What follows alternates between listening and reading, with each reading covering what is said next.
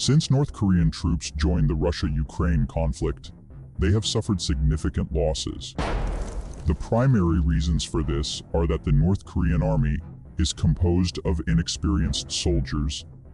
They face communication challenges with Russian forces on the front lines and the lack of adequate support from Russian troops. From the footage we've gathered from the region, we also know how difficult it has been for North Korean soldiers to deal with FPV drones. Continue following us as today we will examine the current situation of North Korean soldiers in the region and the strategies they have been employing.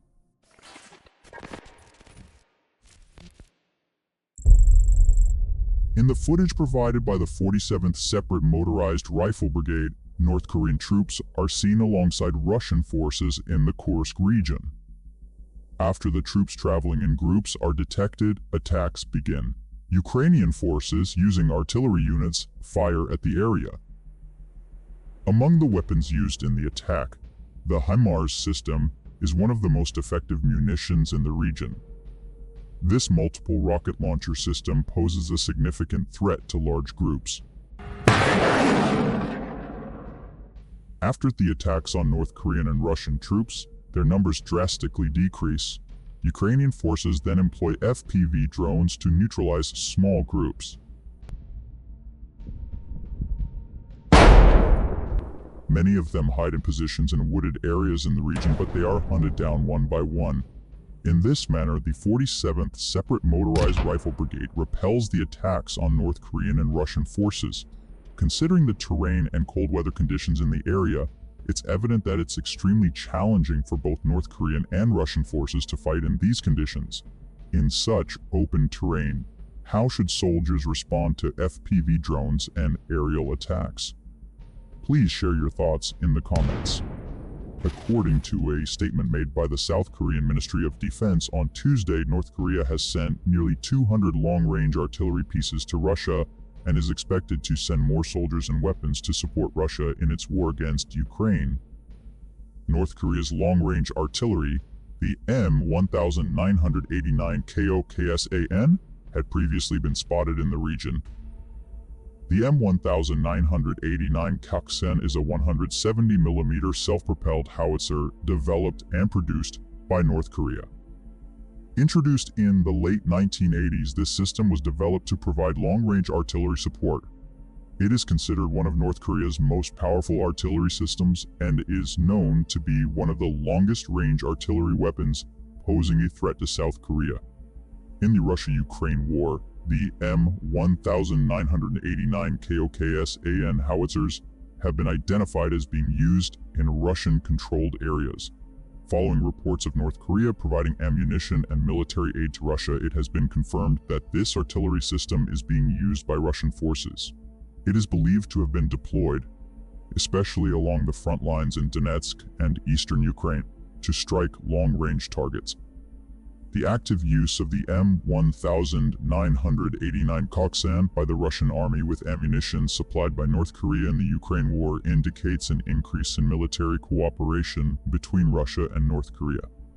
So how long will North Korea continue to assist Russia? I think there might be an endpoint to this. We've started to see fewer North Korean soldiers. What are your thoughts on this matter? New reports continue to emerge regarding the presence of North Korean soldiers in the ongoing conflict in Ukraine. According to statements from Captain Bev of the Ukrainian Armed Forces 80th Air Assault Brigade, at least 40 North Korean soldiers were killed in an unmanned aerial vehicle, like a UAV strike carried out by Ukraine. This incident sheds more light on the reasons behind the significantly high casualties suffered by North Korean troops on the battlefield. While we know that the footage we are using is old, it's important to note that no video is currently available from the news sources, so we are relying on representative images. The FPV, first-person view drones used by the Ukrainian army have proven to be particularly effective in carrying out kamikaze-style attacks, targeting enemy positions with remarkable precision.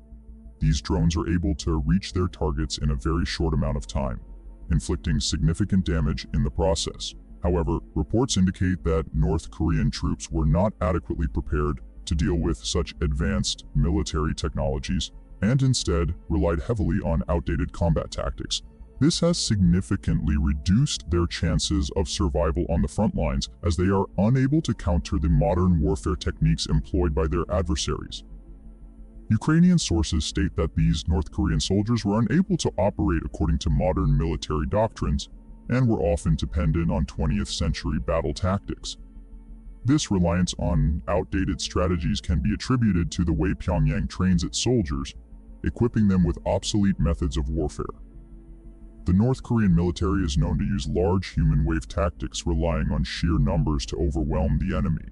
However, these traditional strategies prove to be highly ineffective against modern armies like Ukraine's, which actively use UAV technology to gain an upper hand in combat.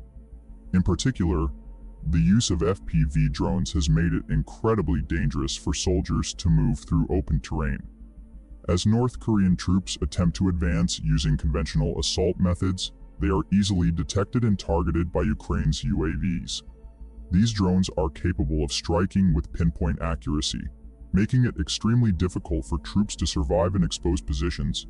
Additionally, North Korean soldiers lack sufficient defenses against modern electronic warfare techniques, which means their communication lines and coordination efforts can be easily disrupted. The technological gap between the two sides is evident in how effectively the Ukrainian forces are able to maintain control of the battlefield. After searching the body of a deceased North Korean soldier, Ukrainian